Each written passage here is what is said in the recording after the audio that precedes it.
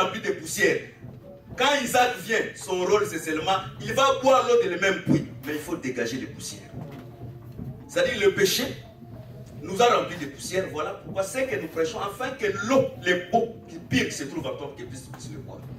C'est-à-dire le cheval noir, c'est celui qui a ramené les ténèbres. Les ténèbres, tu peux te dire les ténèbres c'est quoi? Tu peux te poser une question, les ténèbres c'est quoi?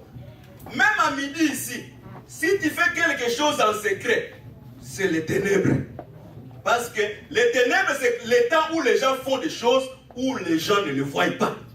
Même quand moi je prêche ici, dans ma conscience, il y a une autre pensée dans la prédication, c'est les ténèbres. Mais maintenant, pour déchiffrer les ténèbres que moi, il est caché à moi, il faut avoir la lumière. C'est-à-dire, c'est au travers de l'enseignement que nous comprenons que ça c'est... Je vais donner beaucoup d'exemples de terre à terre. Comment tu peux savoir que ce pasteur veut demander l'argent? Quand il commence à faire, je veux faire 12 carrés magiques. Les 12 carrés, c'est pour les 12 tribus d'Israël. Pour que maintenant Jacob puisse bénir ses enfants, chacun doit entrer dans ces carrés. Et dans ces carrés, il libère sa bénédiction, allez que 12 personnes puissent s'élever. Tu vas voir les 12 personnes pour ils rentrent dans les 12 carrés magiques. Ça, c'est faire le mal à l'huile du moment. Comment les gens peuvent l'accepter? Parce que l'ignorance, le manque de la connaissance de la parole. Voilà pourquoi partout où il n'y a pas la connaissance, voilà pourquoi il ne faut pas être ennemi de la connaissance. Il faut aimer la connaissance. Parce que la connaissance, c'est une lampe qui va te permettre de déchiffrer toutes les manœuvres de l'ennemi. Quand on dit que c'est celui qui a l'intelligence, plus calculer les chiffres de la marque de la bête.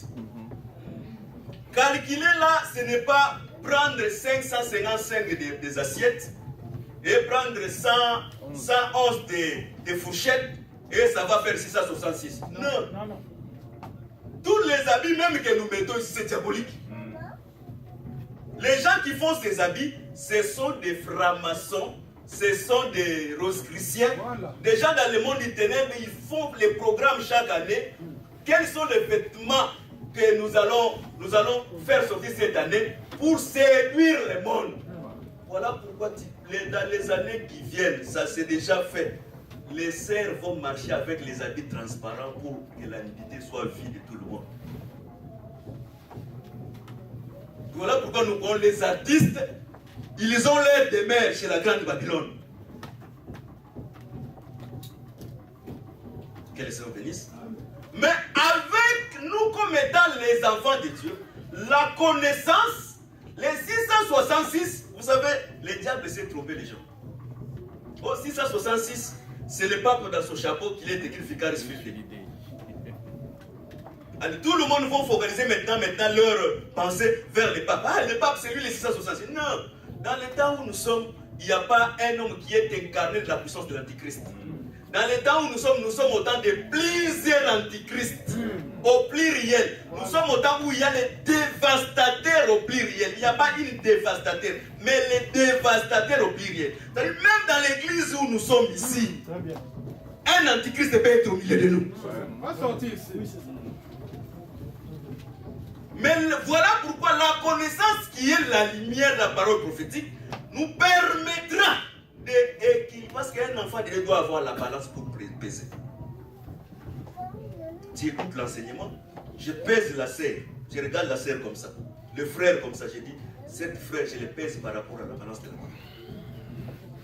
Si je trouve que son comportement, son mariage, sa manière d'être n'est pas conforme à la parole, je comprends que les balances est déséquilibrée. Or, celui qui n'aura pas le poids sur les balances, il sera vomi.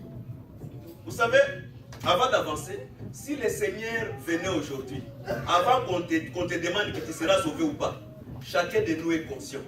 Si Jésus vient maintenant, tu diras toi-même dans ton cœur, moi j'irai au ciel. Toi-même aussi tu diras dans ton cœur, si Jésus vient maintenant, dans l'état où nous sommes, c'est que moi je fais en secret que les gens ne voient pas dans les ténèbres, je vais rester. Et quand tu vas rester, tes enfants aussi resteront. Parce que les parents, les enfants, sont sanctifiés par leurs parents. Si le papa n'est pas sauvé, Même si vous dites, oh, ça c'était un ange de Dieu. Oh, l'ange n'a pas fait de péché. Qui t'a dit que c'était un ange? L'ange, c'est celui qui n'a ni chair ni os. Mais ton enfant, il a les os. Il est visible. Il n'est pas un ange. Quand on est avec les péchés d'Adam. Quand on est avec les péchés qu'on hérite au travers des sangs. Mais l'évangile que les parents écoutent nous détache de ces liens afin que les enfants soient libres dans l'accès du Dieu. C'est-à-dire, après avoir conquéri par l'autorité qui lui a été donnée, après avoir réuni la justice entre ses mains, maintenant il doit entrer avec les balances afin que l'Église aussi, la parole, soit entre ses mains. Voilà pourquoi je crois avec les Écritures, avec cette écriture d'Amos. Après l'enlèvement, la Bible que nous avons maintenant ne sera plus. Voilà pourquoi quand nous prêchons aujourd'hui l'évangile, que cette parole ne reste pas seulement dans les feuilles, mais que cette parole, que toi tu deviens une Bible. Même si on ne lit pas cette Bible, mais en toi, toi-même, tu es une Bible dans ta propre conscience.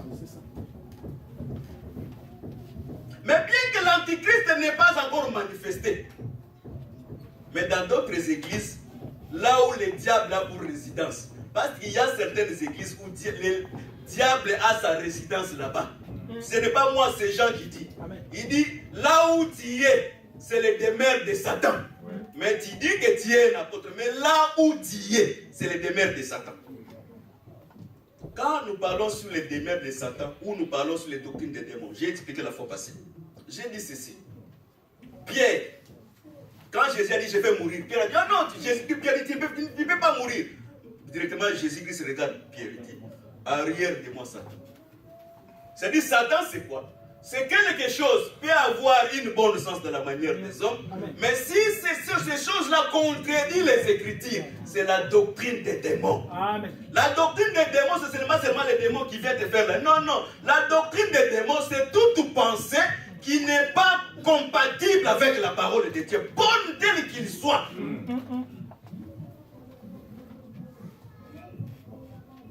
Vous voyez, dans l'état où nous sommes, on doit être un peu tolérant. Le monde a évolué, mais la parole, elle reste telle qu'elle est. Voilà. Amen. Amen. Très bien. Parce que le monde, c'est notre coutume. La coutume n'évolue pas. Quand tu te maries, on demandait les noix de cola.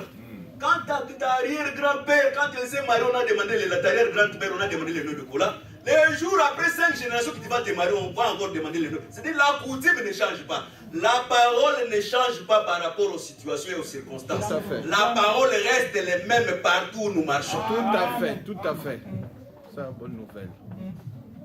Voilà pourquoi les ténèbres, on ne peut pas laisser les ténèbres envahir les doctrines des démons. Les doctrines qui est contraire à la saine doctrine. Parce que la saine doctrine, c'est le respect de l'autre aussi. Vous savez, on a beaucoup de frères qui sont mal éduqués mais qui croient que c'est l'évangile. Non, ce n'est pas l'évangile. La morale a accompagné toute la doctrine des apôtres, des prophètes. L'évangile sans la morale, c'est satanique.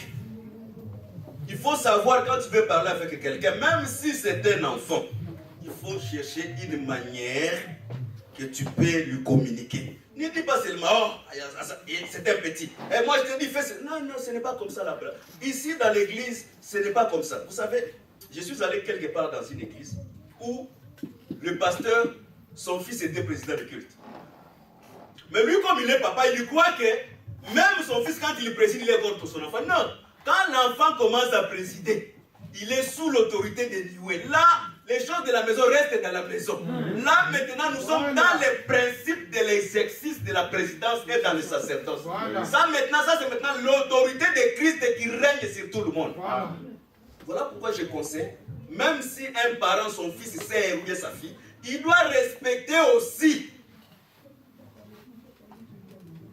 Tu ne peux pas, exemple, le pasteur Rochetel, quand les filles chantent là-bas, crier sur les filles, ou bien avoir des regards très compliqués comme la maison. Non, non, non. Quand quelqu'un sait, il est déjà devant. Il faut aussi chercher à avoir une manière qui correspond, non aux choses de la maison, mais qui correspond au principe de la doctrine de l'exercice de Dieu.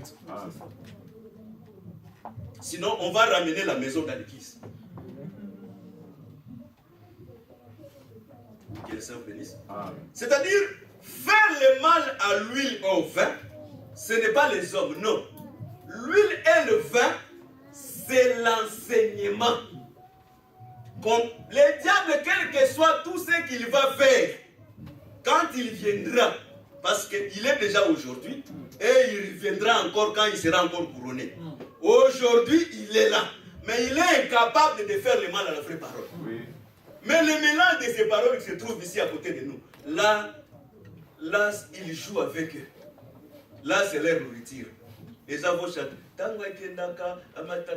Ils vont chanter là-bas, ils chantent comme ils sont montés à l'eau là. Mais ils sont encore ici. Ils croient qu'ils chantent pour Dieu. Mais non, mais ils ne chantent pas pour Dieu. Mais dans l'église, les diables, même s'ils viennent, vous savez, voilà pourquoi Dieu, même tel que moi je suis ici, si je suis égaré, même je cherche à égarer toute l'église, mais Dieu fera s'il y a un Élie. C'est ça. Très bien. Un Élie va se lever contre moi. Et un Élie, on tombe toujours vers un Élie. Vous savez, Aman, il a dominé sur tous les enfants d'Israël. Mais lui-même, il était conscient qu'il était incapable de faire tomber Mardochée. Mais il y a quelqu'un qui lui a donné le conseil. Il dit, comme tu commences à tomber devant cet homme, tu tomberas encore. Voilà pourquoi un enfant de Dieu, un vrai fils de Dieu, s'il est dans la vérité, celui qui est dans la fausseté doit tomber toujours devant lui. Parce que lui, il est la lumière. Oh, tu ne peux pas être dans la lumière, mais étant ennemi d'une autre personne. Non, la Bible dit celui qui est dans la lumière, la haine ne peut pas habiter en lui. Parce que la haine, c'est les ténèbres. Comment tu dis que tu es dans la lumière, mais il y a des gens que toi tu es. Mais si le Seigneur venait aujourd'hui, trouver dans ton cœur qui est la haine. Vous savez, j'ai fait l'analyse, nous serons sauvés par la grâce. Mais si Dieu vient avec le balance juste de sa parole, pour balancer un chacun de nous ici, personne ne va. Mais à cause de sa grâce, Dieu va nous donner la force. Parce que quand Dieu parle, les pieds des prophètes s'affaiblissaient et les prophètes tombaient. Parce que les prophètes, quand Dieu parlait, les prophètes ne pouvaient pas lire Ézéchiel, ne pouvaient pas rester devant la parole. Mais Dieu donnait encore la force aux mêmes prophètes, à ses genoux, que ses genoux puissent s'élever et les prophètes puissent continuer la marche. C'est-à-dire, dans la marche où nous sommes, le seul qui peut nous donner la force devant sa parole, c'est lui-même Dieu. Voilà pourquoi quand tu tombes, c'est lui qui peut te donner la force de se relever, ce n'est pas un homme. Ce n'est pas de prédication. C'est Dieu lui-même qui va te donner la force de s'élever. Voilà pourquoi il dit, mon juste tombera et je le relèverai encore. Si on commence à te soulever, ça c'est la doctrine de Dagon. Parce que Dagon, quand il tombe, les gens, les fanatiques de Dagon, non, Dagon ne peut pas tomber, Dagon ne peut pas tomber. Il relève Dagon. Dagon il tombe encore. Non, Dagon ne peut pas tomber. Et quand on commence à te relever, tu vas commencer à s'amonceler petit à petit. Quand on a levé, la main de Dagon est tombée. On a relevé, la poitrine a tombé. La main jusqu'à ce que vous n'aurez pas comment.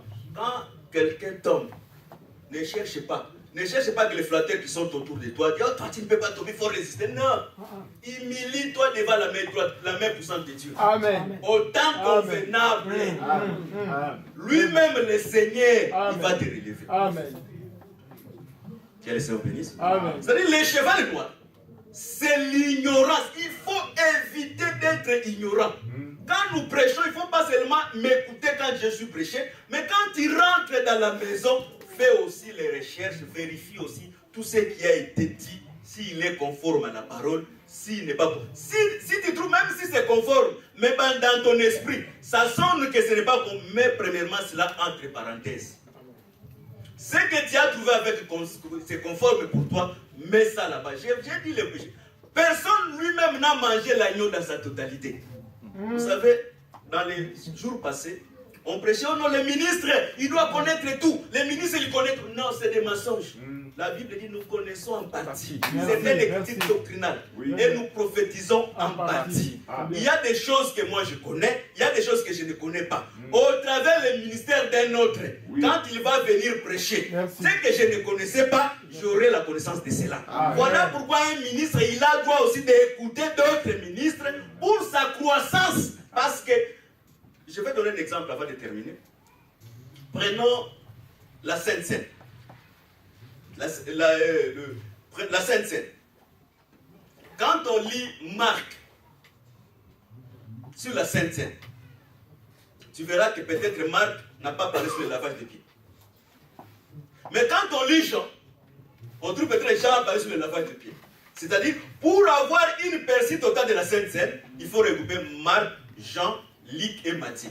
Quand tu lis tous les quatre, tu auras une bonne percée de la Sainte Seine.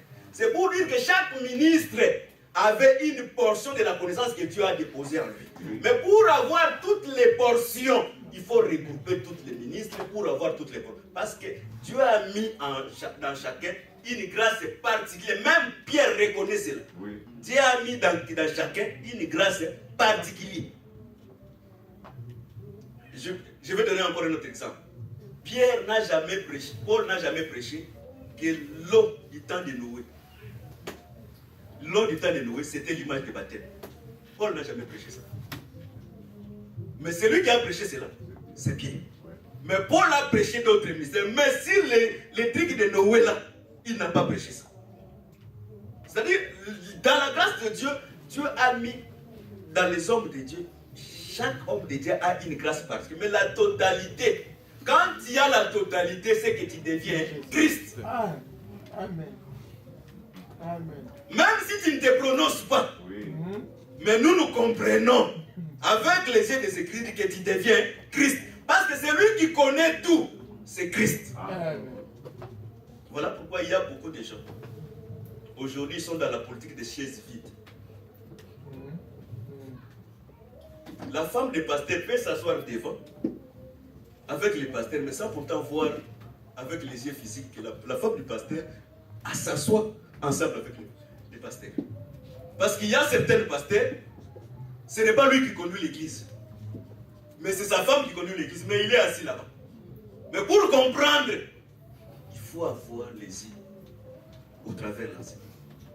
Voilà pourquoi les ténèbres ont envahi déjà la terre telle que nous sommes. Même tel que nous avons des femmes, nos femmes ici, il faut faire attention avec nos femmes. Il faut les contrôler.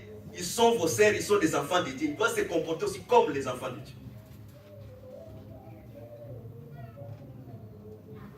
Ils n'ont pas un statut à part. Mais l'Écriture nous dit seulement de respecter tout le monde. Mais en sachant que c'est la femme d'autrui. C'est-à-dire, même si un frère venait avec sa femme ici, je lui dois du respect. Parce que c'est la femme d'autrui. Maintenant, Christ dit, n'avons-nous pas prophétisé à ton nom? N'avons-nous fait pas les miracles à ton nom? Il dit, je ne vous connais pas. Écoute ça, je ne vous ai jamais connu. Vous êtes les serviteurs d'iniquité.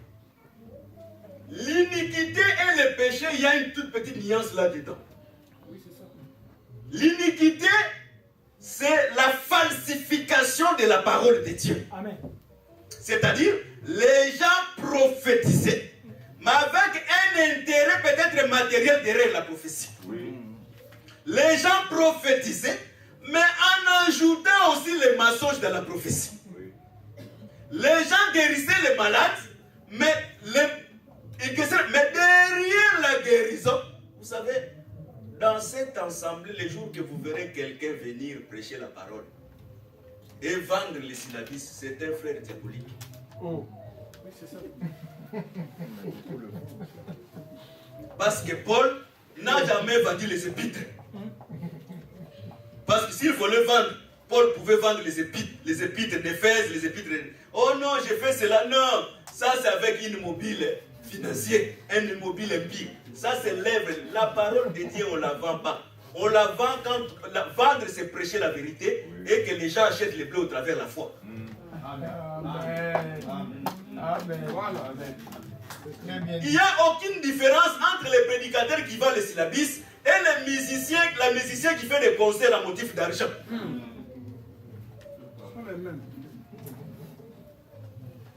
Tu verras un frère, oh non, je vais au concert. Je vais au concert. Eh, le frère de l'évangile éternel, je vais au concert. Allez, il paye les billets, il entre dans le premier rang là-bas. Oh. C'est des sœurs ici. Ce n'est pas les sœurs de l'évangile éternel. Depuis quand, dans l'évangile éternel, il y a eu des concerts payés? Depuis quand, dans l'évangile éternel, il y a eu un musicien qui n'est pas lié au sacerdoce? Toute musique qui ne se fasse pas dans le sacerdoce, c'est diabolique. Amen. Même s'il chante comme un ange, c'est diabolique. Amen. C'est ça. Les ministères est le contrôleur de tous les temps. Voilà pourquoi tous les peuples peuvent être séduits.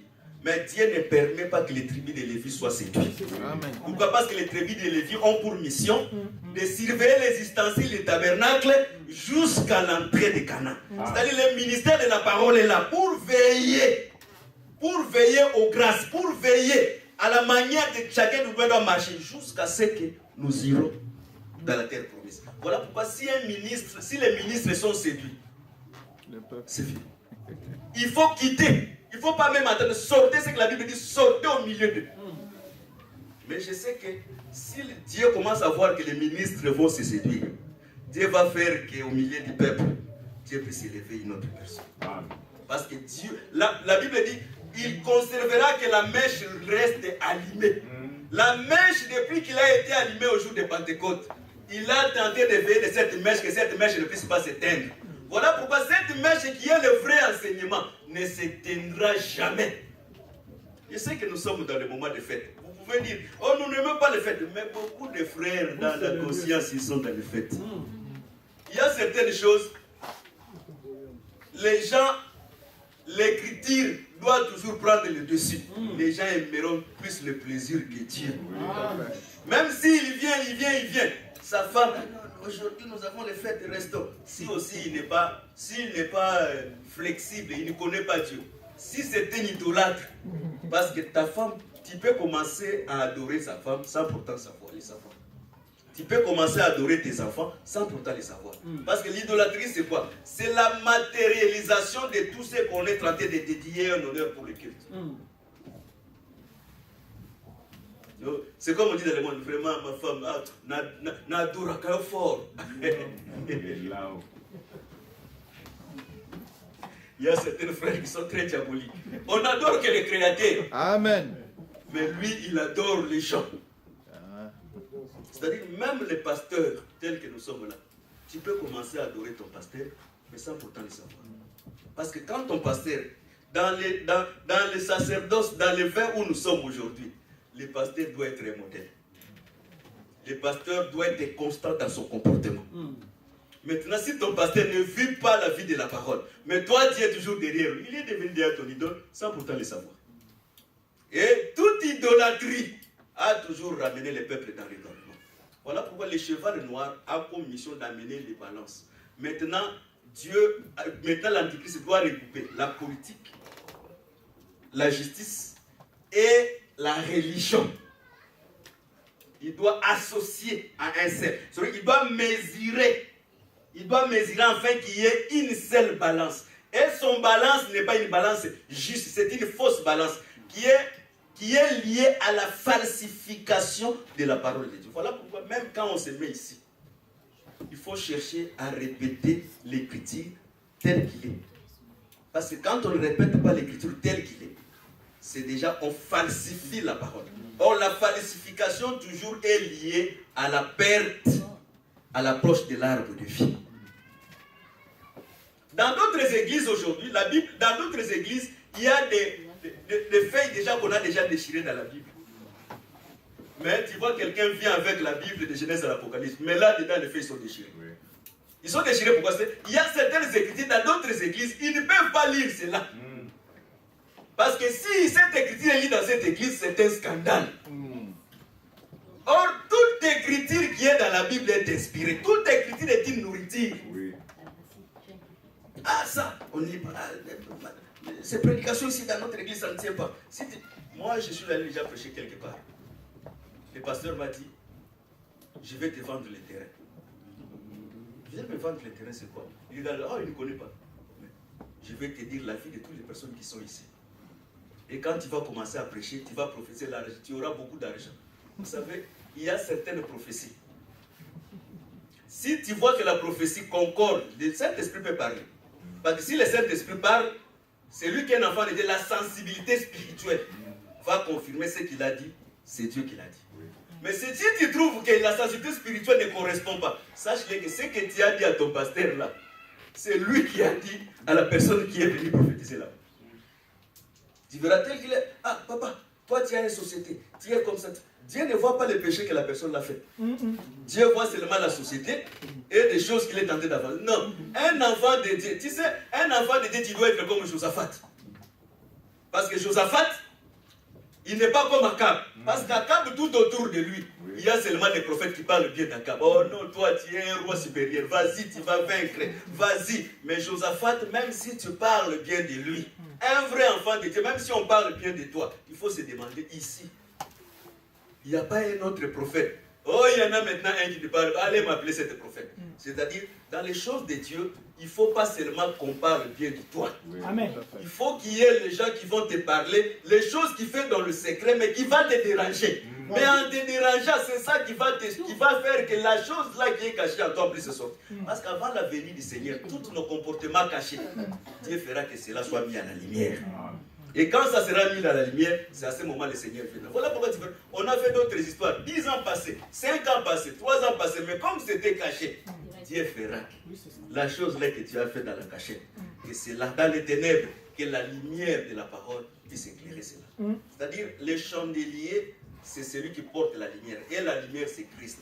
La lumière, c'est l'enseignement. Là où il n'y a pas...